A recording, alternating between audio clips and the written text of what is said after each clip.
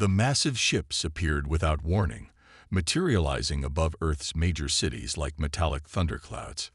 New York, Tokyo, London, Moscow, Beijing, all gazed upward at the silent sentinels that stretched from horizon to horizon, blocking the sun and casting enormous shadows that turned day into dusk. News channels broadcast the same images worldwide. The vessels' impossible size, their surfaces gleaming with unknown alloys that seemed to shift color with the angle of observation. Global military scrambled jets that looked like toys beside the colossal crafts, weapons at ready but holding fire, humanity collectively holding its breath. Dr. Elena Reyes stood in Central Park among thousands of onlookers, her background in xenobiology suddenly the most relevant expertise on the planet. Her phone hadn't stopped buzzing with calls from former colleagues at NASA and the UN. "I don't know any more than you do," she repeated to each caller, her eyes never leaving the sky. The descent of the first shuttle caused mass panic despite governmental attempts to maintain order. It landed with surprising grace at the UN headquarters, its hull opening to reveal the Vraxians for the first time. They stood 8 feet tall with exoskeletons that resembled polished obsidian, multiple jointed limbs moving with precision that suggested both tremendous strength and control. Their eyes, 4 per individual, gleamed with an intelligence that was unmistakable despite their alien features. "We come as friends," their ambassador, Krelvor, announced through a translator device. His voice resonated with a depth that made the microphones unnecessary. "The Vraxian Cooperative seeks cultural exchange with promising species. We bring gifts and knowledge." World leaders cautiously welcomed the visitors, desperate to appear strong despite the obvious technological gap. Behind closed doors, military analysts warned of the visitors' clear physical advantages. Each alien moved with the confident grace of a predator, casual gestures revealing strength that could bend metal. What none of the humans noticed was how carefully the Vraxians observed everything. They recorded humans struggling to lift modest weights in gyms, measured the strength required for workers to move construction materials, and cataloged the medical limitations of human physiology with methodical precision. Elena noticed something different. During each diplomatic function, she watched from the edges, her invitation secured through academic connections. While others were dazzled by alien technology, she studied their body language. "They're sizing us up," she whispered to her colleague, Dr. Marcus Chen.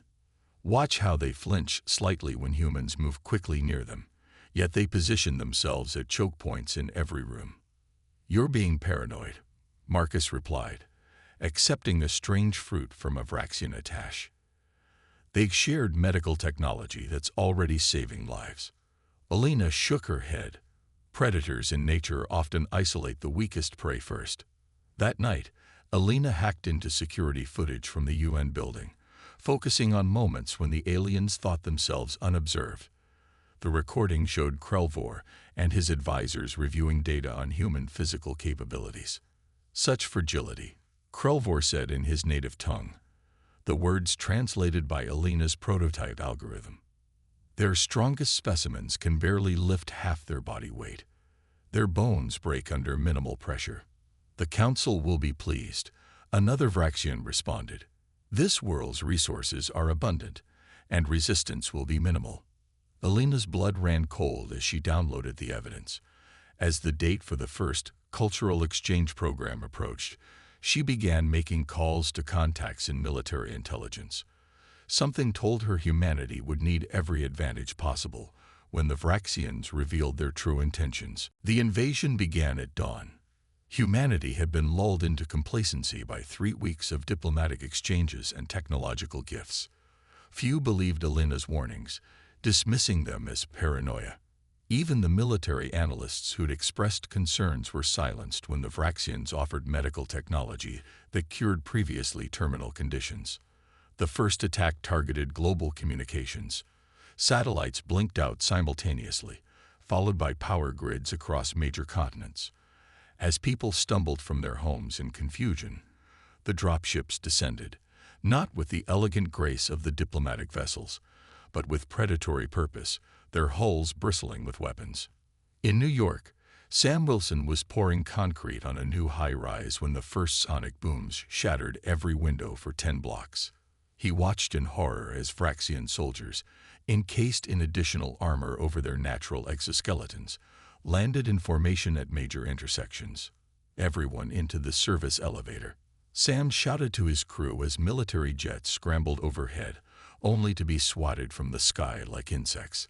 The ground trembled as tanks rolled into position, their shells deflecting harmlessly off Vraxian armor. A soldier twice Sam's height approached a barricade, gripped the concrete barrier, and casually tossed it aside like cardboard. The watching National Guard troops opened fire, their bullets sparking uselessly against the alien's exoskeleton. Down to the basement, Sam directed his team as they reached ground level. "We need to get to the subway tunnels." He'd spent 20 years working construction in Manhattan, memorizing the underground network that connected the city. Across the globe, similar scenes unfolded. Human military forces, despite their courage, found themselves hopelessly outmatched. In Beijing, a single Vraxian soldier entered a tank battalion's formation and systematically disabled 7 armored vehicles before their crews could respond. In London, alien troops moved with such speed that special forces operators described them as nearly invisible in combat. By nightfall, every major city on Earth had fallen. The Vraxians established perimeters enforced by devastating weapons that could disintegrate a human with a single shot. Their commander, Vextal, strode through the captured United Nations building, his towering form making the human-designed furniture look like children's toys. "Begin construction of processing centers," he ordered his lieutenants. "The Council expects resource extraction to commence within 1 lunar cycle." "What of the human resistance?" asked Sub-Commander Zrolmar, noting reports of scattered fighting. Vextal's 4 eyes blinked in their equivalent of dismissive laughter. "Their strongest weapons cannot penetrate our armor. Their fastest runners cannot outpace our slowest soldiers. They will break as all inferior species do." Below the streets, Sam led 3 dozen workers and civilians through maintenance tunnels. "We need to keep moving," he insisted when some wanted to rest. "They'll start scanning for survivors soon." "Where are we going?" asked Mai, an accountant who'd been caught in the attack while getting coffee. "My brother works at the water treatment plant," Sam explained. "It's deep underground with its own power supply. We can regroup there, find out who else survived." Elsewhere, Elena moved through the shadows of Boston, having arrived there for a conference just before the attack. She clutched a hard drive containing everything she'd learned about the Vraxians to her chest, slipping past alien patrols with a stealth born of desperate necessity. "They think strength means only physical power," she whispered to herself as she observed a Vraxian soldier effortlessly restraining 6 struggling humans.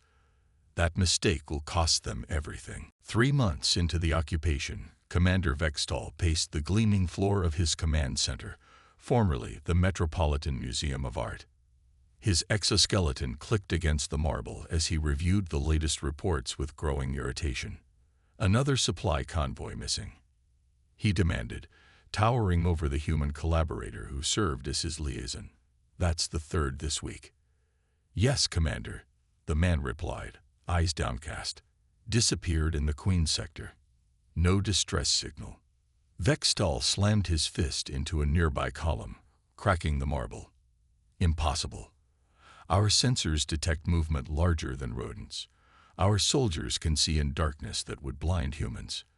Yet the pattern continued. Across the occupied territories, the Vraxian war machine was experiencing unexpected friction. Communication relays failed mysteriously. Patrols returned with equipment damaged by primitive but effective traps.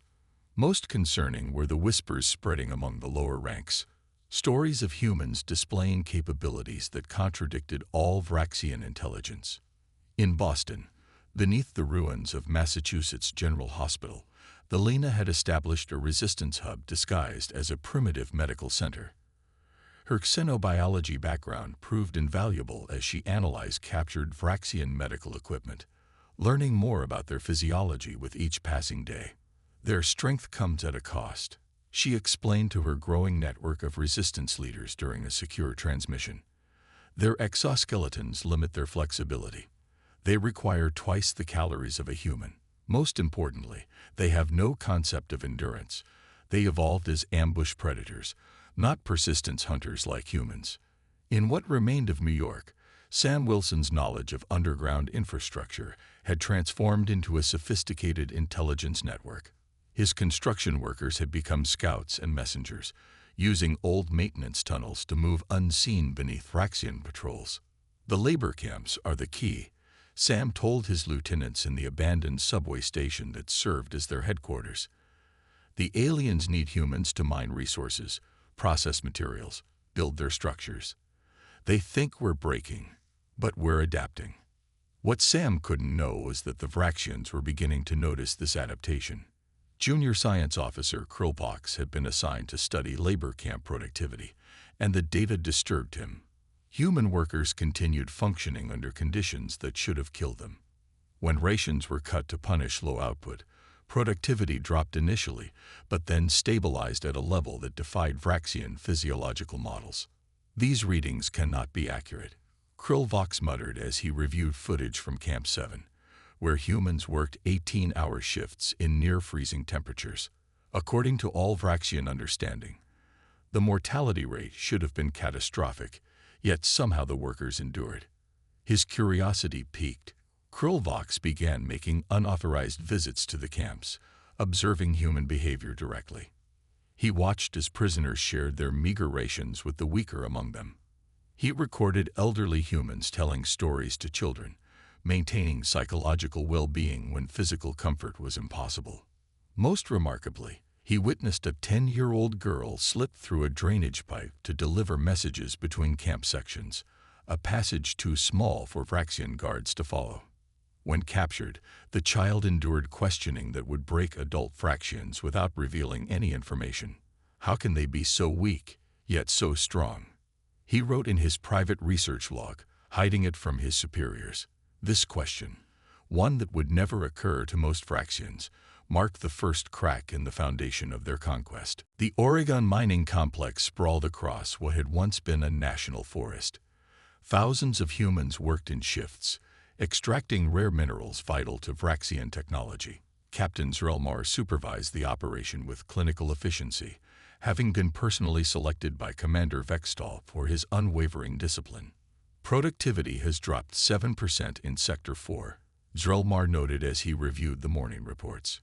Increase labor duration by 3 hours and reduce rations accordingly. His lieutenant, a younger Vraxian named Dravkor, hesitated. The humans in that sector have already been working 20 hours with only 2 for rest. Our physiological models suggest they should be at collapse threshold. Then your models are flawed, Zrelmar snapped. Implement the changes. That afternoon, the Earth itself seemed to rebel against the Vraxian presence, but deep tremor shook the primary shaft, collapsing support structures and sealing the main tunnel. Alarms blared as dust billowed from the entrance. Emergency protocols activated automatically, bringing Zrelmar and his security team to the site within minutes. What they found defied explanation. Humans, filthy, exhausted, some visibly injured, had formed a living chain extending into the rubble. They passed rocks hand to hand, clearing a path where machinery couldn't reach. Most shocking to the watching Vraxians was the sight of 5 emaciated workers lifting a fallen support beam that had trapped both human miners and 2 Vraxian guards. Impossible, whispered Dravkor. That beam weighs more than all of them combined. Our strength assessments are clearly inadequate, Zrelmar finished, recording the scene with his ocular implants. A gray-haired human woman emerged from the dust, her thin frame belying the authority in her voice as she directed the rescue effort. Zrelmar recognized her as Margaret Chen, a former structural engineer now relegated to basic labor. Why? He demanded, stepping into her path. These guards would have let you die. Why save them? Margaret looked up at him, her eyes clear despite the chaos around them. Because we're stronger than your hatred, she answered, then turned away to help a wounded Vraxian soldier. That night, the recording from Zrelmar's implants spread through the Vraxian communication network. Soldiers gathered in small groups to watch humans, creatures they had dismissed as physically inferior, accomplishing what individual Vraxians could not. It defies biological principles, one officer insisted.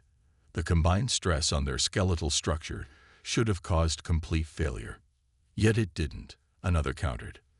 Look how they distribute the load, compensating for individual weaknesses. When Commander Vexdal discovered the footage circulating, he immediately ordered all copies destroyed and threatened severe punishment for discussing the incident. These are anomalous behaviors, he declared to his officers, meaningless statistical outliers. But Junior Science Officer Krulvox, watching from the periphery of the command center, recognized something profound. He had been collecting similar anomalies for weeks, instances where humans demonstrated capabilities that contradicted Vraxian understanding. This wasn't an outlier, it was a pattern they had failed to recognize. That evening, Krulvox made a decision that would alter the course of the occupation. He encrypted his research data and sent a carefully worded message through channels he knew the human resistance had compromised. Your strength has been miscalculated. I seek to understand. Thousands of miles away, in her hidden laboratory, Alina received the transmission and felt something she hadn't experienced since the invasion began. Hope. Krulvox sealed the laboratory doors behind him, enabling privacy protocols that would alert him if any other Vraxian approached. His quarters in the Denver Research Center afforded him rare solitude, a privilege granted for his supposed work on improving human labor efficiency. The truth of his research would be considered treasonous.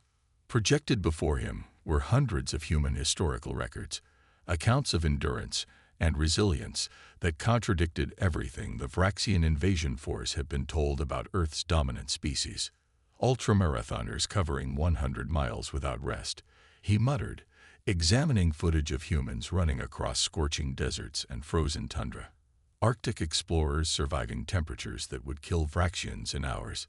Deep sea divers manipulating their own metabolisms to function at depths that would crush our exoskeletons.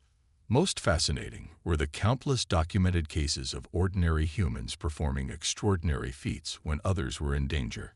Mothers lifting vehicles off trapped children, disaster victims surviving days without food or water, injured soldiers carrying wounded comrades for miles despite their own critical injuries. Our entire assessment was wrong, Krulvox whispered. We evaluated them as we would evaluate ourselves. The door's signal chimed, startling him so badly that he nearly overturned his workstation. He quickly locked his files before responding. Enter. Senior Science Commander Vrexpor stepped into the room, his eyes immediately scanning the laboratory. Krulvox felt his exoskeleton tighten with stress. Vrexpor was known for his strict adherence to high command directives. Your research requisitions have been flagged, Vrexpor stated without preamble. You've accessed historical archives beyond your authorization level. Explain yourself. Krulvox had prepared for this moment. The labor efficiency problems persist despite our adjustments. I hypothesized that understanding how humans function before our arrival might reveal optimization opportunities. Vrexpor moved closer, towering over the junior officer. Show me. Bracing for punishment, Krulvox unlocked a carefully selected portion of his research, a comparison of Vraxian and human endurance metrics. Here, he explained, pointing to the data. Vraxians can exert maximum force for approximately 6 minutes before requiring recovery. Humans can maintain 50% effort for hours, even days in some cases. Different strategies for different evolutionary pressures. He expected immediate censure. Instead, Vrexpor stared at the data with all 4 eyes wide, the Vraxian expression of intense interest. This explains the anomalies in the labor camps, the senior commander said slowly. We've been applying the wrong productivity models. Taking a calculated risk, Krulvox unlocked more files. There's more. Their adaptability extends beyond physical parameters. Observe how they organize spontaneously, compensating for individual weaknesses through collective action. Vrexpor watched footage from multiple camps showing examples of human cooperation, intricate warning systems, work rotation to prevent exhaustion, distribution of resources to maintain group strength rather than individual advantage. "We've been studying the wrong metrics entirely," Vrexpor said finally. "This isn't weakness. It's different." He turned to Krillvox with a decision that would change both their fates. "Show me everything. Keep this research classified, but continue. Report directly to me." As Vrexpor left, Krillvox returned to his workstation with new purpose. An unexpected ally meant his research could continue. Meanwhile, across the continent, Alina received his encrypted message and began composing a response that would forge the first tentative connection between Resistance and Occupier. "We are not what you think we are," she wrote. "Come see for yourself." "This is insanity," Sam whispered as Alina laid out her plan. They met in the shadow of a collapsed overpass, their first face-to-face contact after months of encrypted communications. "You want us to stop attacking them." Alina shook her head, her once pristine lab coat now a patchwork of repairs. "Not stop fighting. Change how we fight. We can't outmuscle them, but we can outthink them." Operation Witness launched the following day. Instead of sabotaging Vraxian equipment or ambushing patrols, resistance cells across the globe initiated a different approach, one targeting the invaders' perceptions rather than their bodies. In occupied Tokyo, elderly citizens gathered at dawn outside the Vraxian command center, formed neat rows, and began practicing Tai Chi in perfect unison. Alien soldiers emerged, weapons ready, but found themselves facing discipline rather than defiance. Ordered to disperse the gathering, they used sonic deterrents that would incapacitate most humans with pain. The elderly practitioners faltered but did not flee. When the weapons deactivated, they simply resumed their positions and continued. The next day, they returned, joined by more citizens. By the fifth day, hundreds performed the ancient movements in silence, while bewildered Vraxian troops watched from their posts. In Rio de Janeiro, captured resistance fighters maintained complete silence during interrogation sessions designed to break Vraxian military trainees within hours. Their interrogators, frustrated by standard protocols failure, resorted to increasingly severe methods, only to find themselves disturbed by the humans' capacity to endure. "They should have broken days ago," one interrogator reported to Commander Vextal. "It defies our understanding of pain thresholds." "They are primitive and stubborn," Vextal responded, but doubt had begun to creep into his voice. Most effective were the demonstrations of compassion that conflicted with Vraxian combat doctrine. In Barcelona, when a Vraxian patrol was caught in the collapse of an unstable building, local residents, the same humans who had suffered under their occupation, formed rescue teams that worked tirelessly to extract the trapped soldiers. Captain Zrelmar, reviewing footage from these incidents, found himself struggling to reconcile what he witnessed with his training. The directive states that inferior species prioritize personal survival above all else, he told Krillvox during one of their now regular research sessions. Yet these humans risk death to save their enemies. It makes no tactical sense. Perhaps, Krillvox ventured, our definition of inferiority is flawed. The Resistance's psychological strategy produced results beyond Alina's most optimistic predictions. Vraxian troops began exhibiting hesitation when enforcing harsh measures. Some commanders quietly reduced labor quotas. Most significantly, incidents of Vraxians questioning orders increased by 70% across all occupation zones. Commander Vextal, sensing this dangerous shift, called an emergency council of his senior officers. "The humans are employing some form of psychological warfare," he declared. "Their apparent irrationality is calculated to create confusion in our ranks." "With respect, Commander," Vrexpor interjected, "what if it isn't calculated? What if this behavior represents their natural response patterns?" The question hung in the air, unanswerable within the Vraxian conceptual framework. For the first time in their military history, the invaders faced an enemy whose actions they could neither predict nor understand. And this uncertainty was more damaging to their command structure than any weapon could be. The Vraxian command structure trembled as Krillvox stepped onto the central platform of the Officer Council, now bearing the insignia of Science Commander following Vrexpor's unexpected promotion of his former subordinate. Krillvox had been summoned to present his research findings to the highest-ranking Vraxians on Earth. Commander Vextal watched with narrowed eyes as the younger officer activated the holographic display. "Proceed with your report," he ordered, his voice carrying an edge of suspicion. "My analysis concludes that our fundamental premise regarding humans is flawed," Krillvox began, displaying comparative physiological data.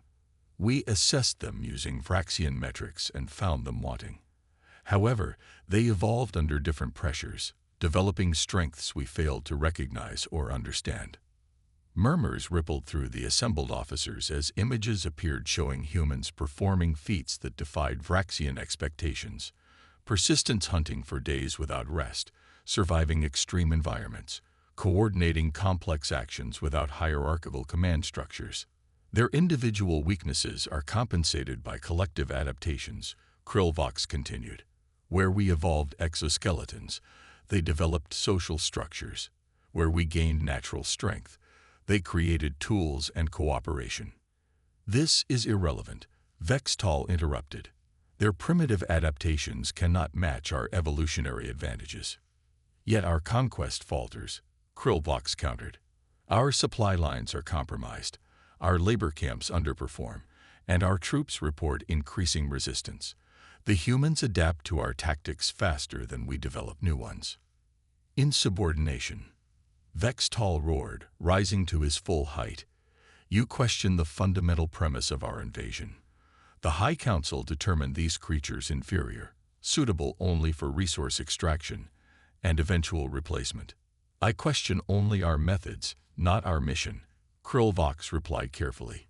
"If we misunderstand the species we seek to control, we cannot effectively." "Enough."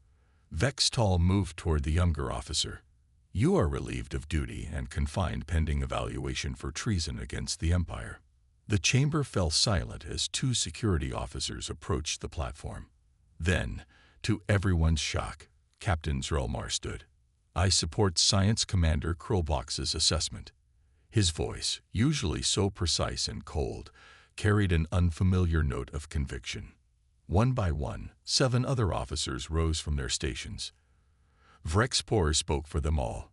"The evidence cannot be dismissed.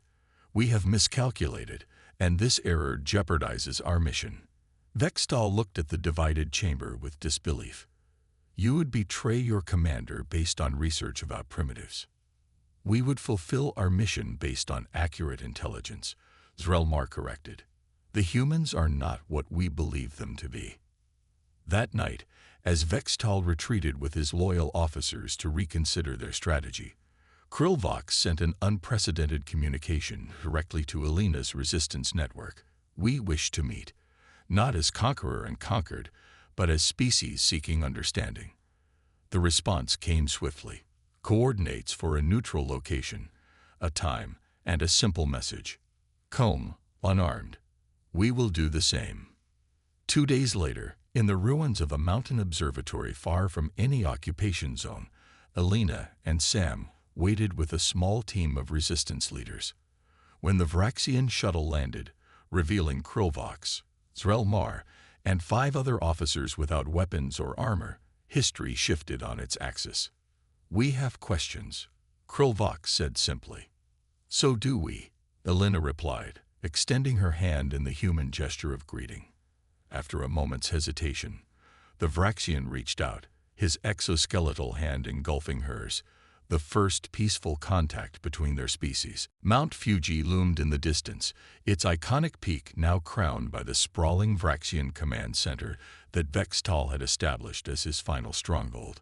The past 3 weeks had transformed the occupation as Krillvox and Zrelmar's faction openly rebelled, joining forces with the human resistance in a coalition that grew stronger each day.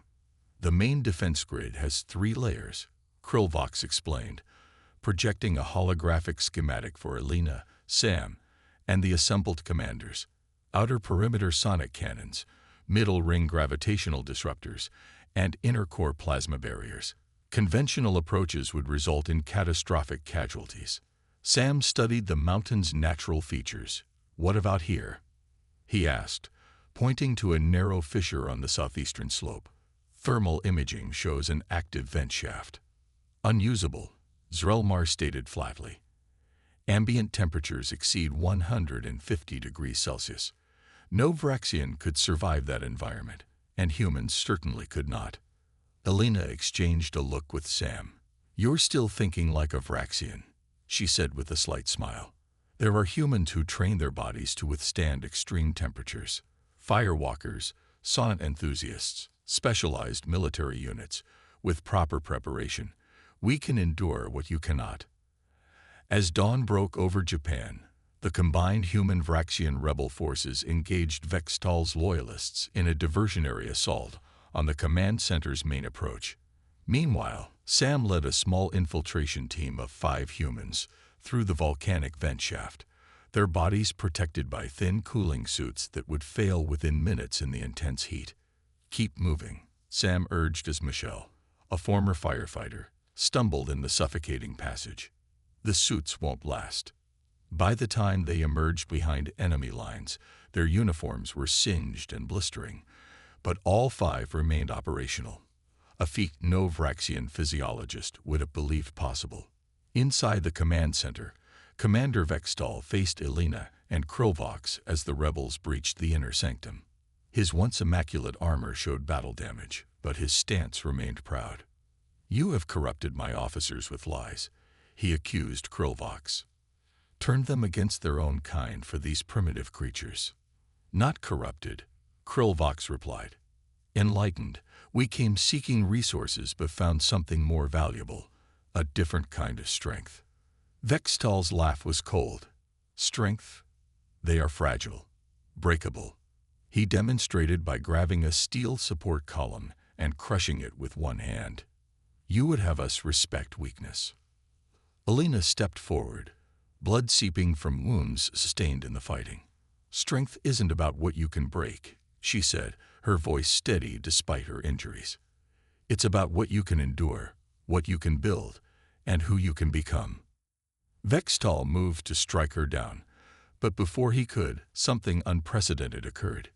Dozens of humans and rebel Vraxians moved between them, not raising weapons, but simply standing together in silent unity. Confronted with this wall of determination, Vextal hesitated. For the first time, he truly saw what his scientists had tried to explain. Strength manifested not just in the individual, but in the connections between them. 3 days later, as the Vraxian fleet prepared to depart Earth, Krilvox addressed the human leaders gathered to negotiate peace terms. "We came seeking resources, but we leave with knowledge far more precious," he said.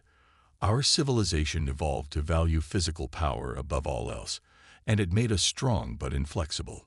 You showed us that true strength has many forms: endurance, adaptation, compassion, unity." As the ships rose into the morning sky, they transmitted a final message to all human communication systems. "You have not defeated us. You have enlightened us.